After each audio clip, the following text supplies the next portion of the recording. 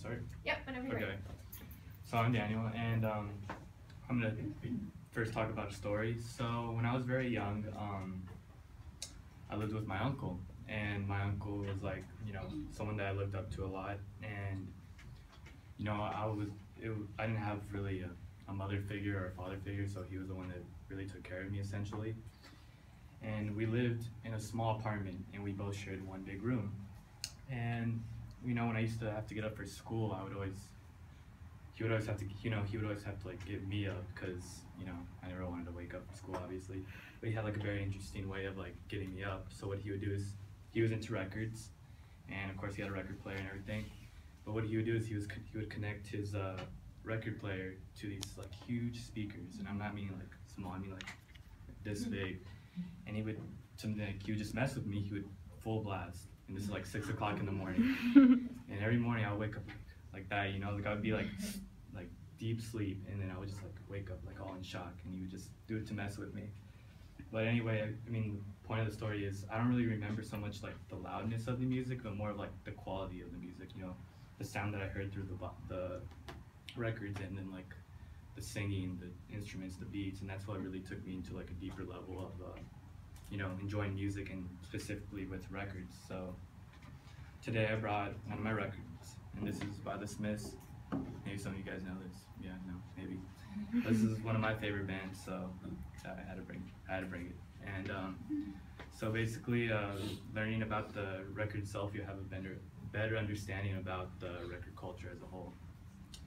And the record so first I'm going to talk about how the record represents the record culture, and how I identify myself with the the record culture and things I like about it. So just giving a little like history on it, records were really big back in the 50s and the 60s.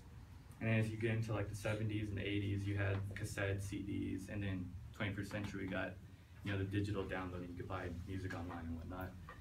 And for a cool period of time, I would say through like the 1970s up to like the early 2000s, records were dead. Like nobody cared about them, nobody really like messed with them. They were just like, they're gone.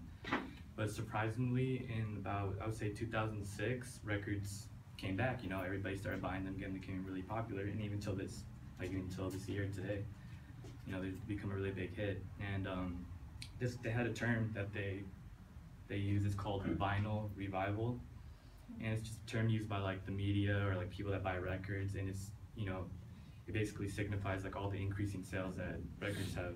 A lot of people are buying more records now, just the popularity overall.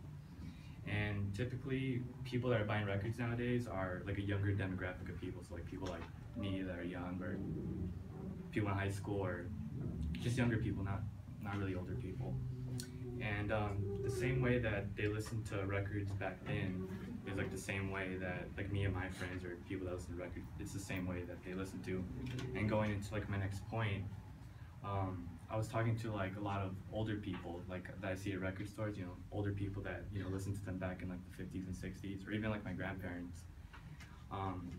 They would talk about how like they didn't have TV, they didn't have a phone, they didn't have a computer for entertainment. This was their only form of entertainment, or the radio. And they would just like get together with their friends or their family in the living room or like the kitchen, and they would just listen to music. And that's like the same thing I do with my friends that are into records too, or like I talk to other people, and that's like how they do it. So I think overall records, they bring unity, they bring people together. And obviously music is such an open range, different cultures, ethnicities, genders, everybody likes music. So I think the record culture is no different. It accepts all sorts of people, from different backgrounds and cultures and whatnot. So the reasons I like records personally is, the first reason is the sound quality. The quality is way better than if you have something like on your phone. I mean, I listen to music on the phone too, but this is way better. And I know like maybe people that don't listen to records, they're not gonna notice the difference between a record and if you listen to it on your phone. But with like a trained ear, you could tell there's a pretty significant difference. And for music that they put on the phone, on a phone or on a computer or online, it's compressed. So everything's flat, and the beat, the singing, the lyrics, overall quality, it's compressed, so it doesn't sound as clear. And another reason why I like records is just the physical factor of it. I think it's really cool, and just the artwork, and just holding it. You get it's a different feeling than buying something online. And in conclusion, I talked about how the record represents the record culture and how I identify myself with the record culture. And then just going back to my uncle, I have to really thank him for getting me into this, because if he never really did, I probably would never really listen to all the music I listen to today, and all the different records.